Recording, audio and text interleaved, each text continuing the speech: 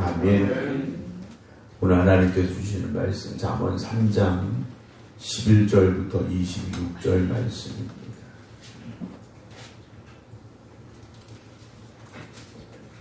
3장 11절부터 26절입니다. 내 아들아, 여호와의 징계를 경히 여기지 말라. 그 꾸지람을 싫어하지 말라. 대저 여호와께서 그 사랑하시는 자를 징계하시기를 마치 아비가 그 기뻐하는 아들을 징계함같이 하시느니라.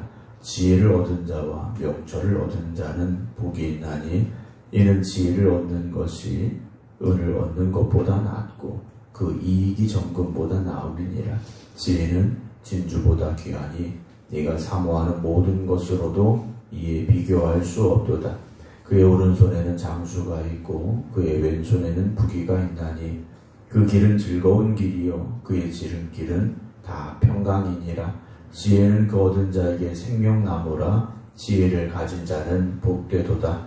여호와께서는 지혜로 땅에 터를 놓으셨으며 명철로 하늘을 견고히 세우셨고 그의 지식으로 깊은 바다를 갈라지게 하셨으며 공중에서 이슬이 내리게 하셨느니라. 내 아들아, 완전한 지혜와 근신을 지키고 이것들이 내 눈앞에서 떠나지 말게 하라. 그리하면 그것이 내 영혼의 생명이 되며 네 목의 장식이 되리니 네가 네 길을 평안히 행하겠고 네 발이 거치지 아니하겠으며 네가 누울 때 두려워하지 아니하겠고 네가 누운즉 네 잠이 달리도다. 너는 갑작스러운 두려움도 악인에게 닥치는 멸망도 두려워하지 말라. 대저 여호와는 네가 의지할 이시니라. 네 발을 지켜 걸리지 않게 하시리라. 아멘. 할렐루야. 날마다 주의 은혜를 사모하는 여러분들에게 오늘도 한량없는 주의 은혜와 축복이 더하시기를 주의 이름으로 축원합니다.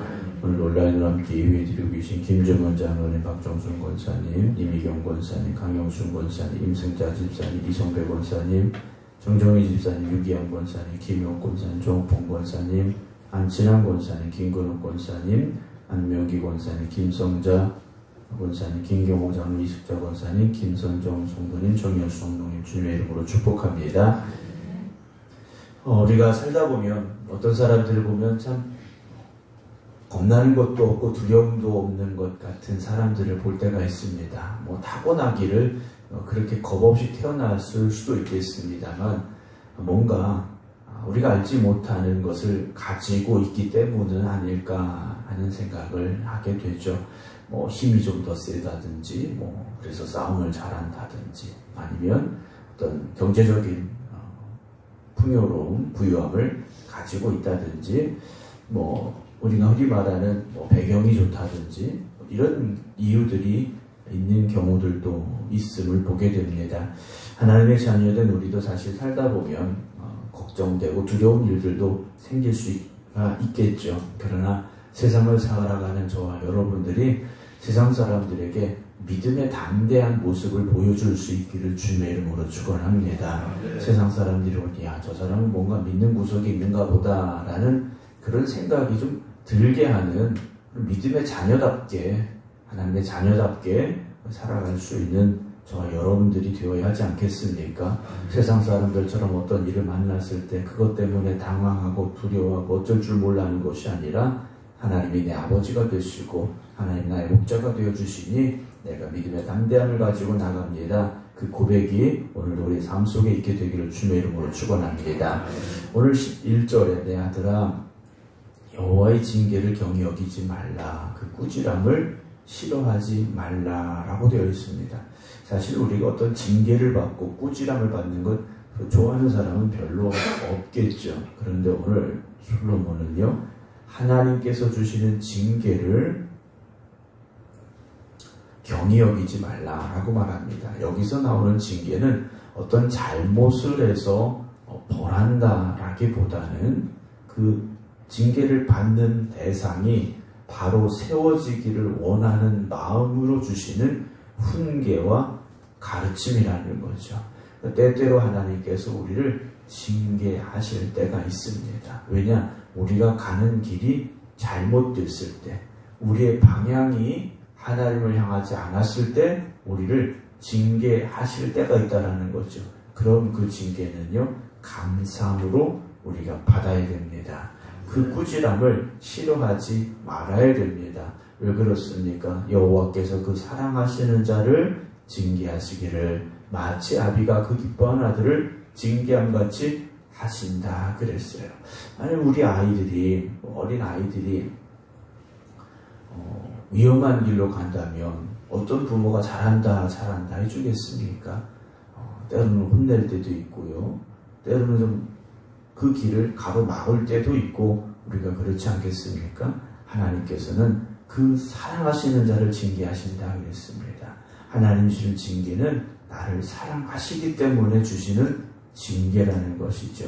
그래서 아비가 그 기뻐하는 아들을 징계함같이 하신다라는 것을요, 솔로몬은 우리에게 말해주고 있습니다. 이제 어떻게 됩니까? 지혜를 얻은 자와 명철을 얻은 자는 복이 있다라고 말합니다. 세상의 것을 얻어서 복이 아니라 하나님이 주시는 지혜와 명철을 얻은 사람이 복이 있다라는 거죠. 왜 그렇게 말합니까? 14절에 이는 지혜를 얻는 것이 은을 얻는 것보다 낫고 그 이익이 정금보다 나음이라 지혜는 진주보다 귀하니 네가 사모하는 모든 것으로도 이에 비교할 수가 없다라는 거죠.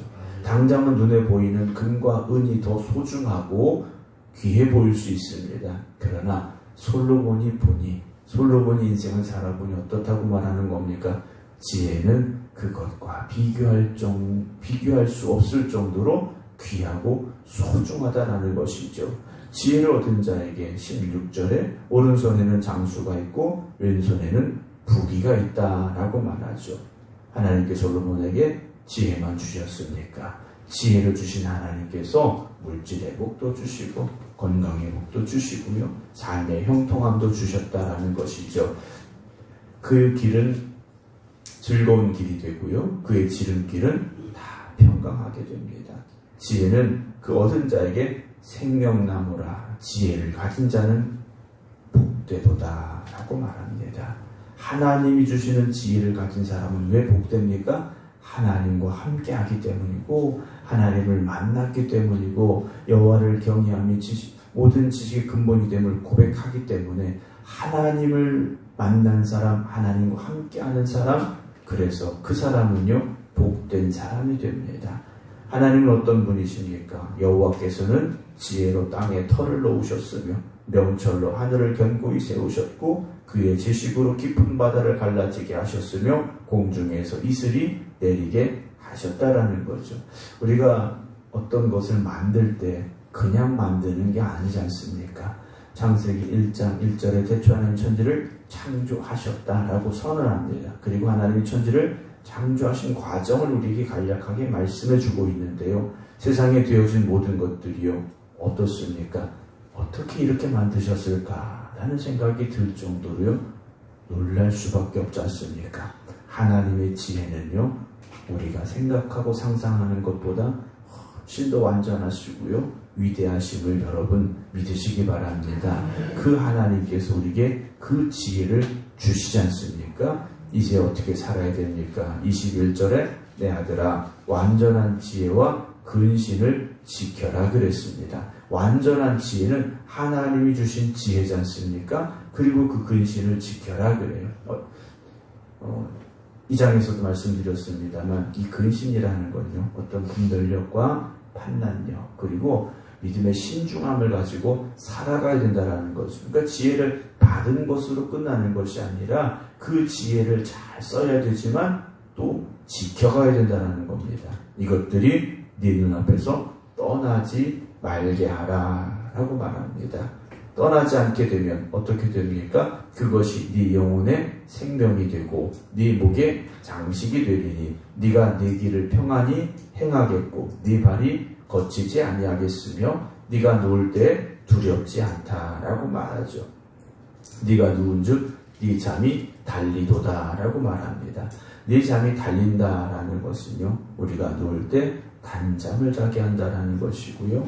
너는 갑작스러운 두려움도 악인에게 닥치는 멸망도 두려워하지 말라라고 말합니다. 우리가 살다 보면 갑작스럽게 어떤 일들도 올 수 있겠죠. 하지만 26절에 대저 여호와는 네가 의지할 이신이라 네 발을 지켜 걸리지 않게 하신다라고 우리에게 말씀해 주고 있습니다.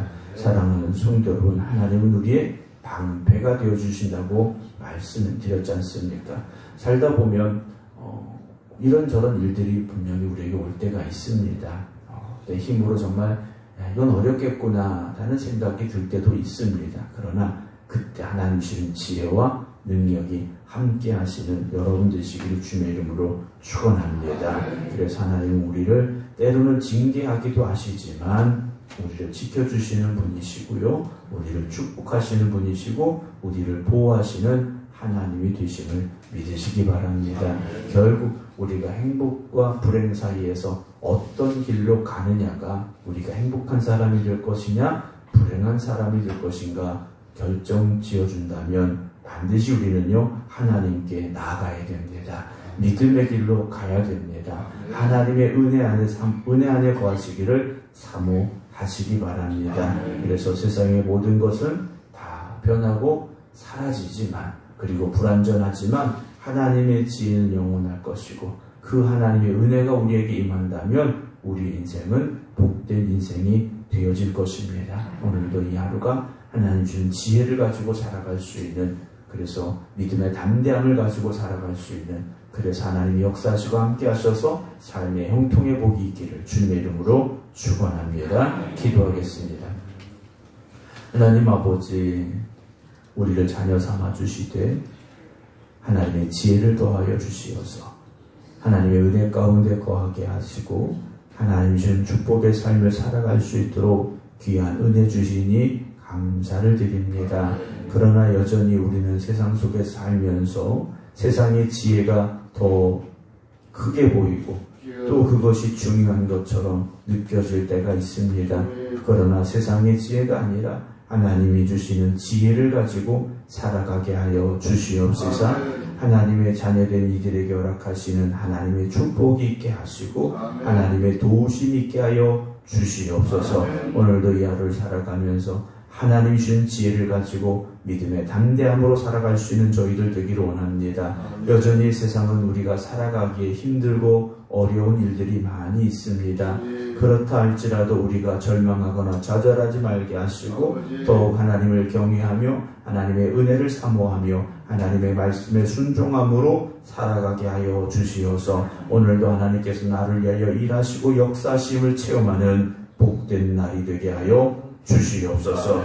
이제는 우리 주 예수 그리스도의 은혜와 아버지 하나님의 무한하신 사랑하심과 성령님의 감동 감화 역사하심이 오늘도 우리의 방패가 되시는 하나님께서 우리를 지켜주시고 보호하여 주십니다. 고백하며 기도드리는 모든 이들 위해 이제부터 영원토록 함께 하시기를 간절히 축원하옵나이다.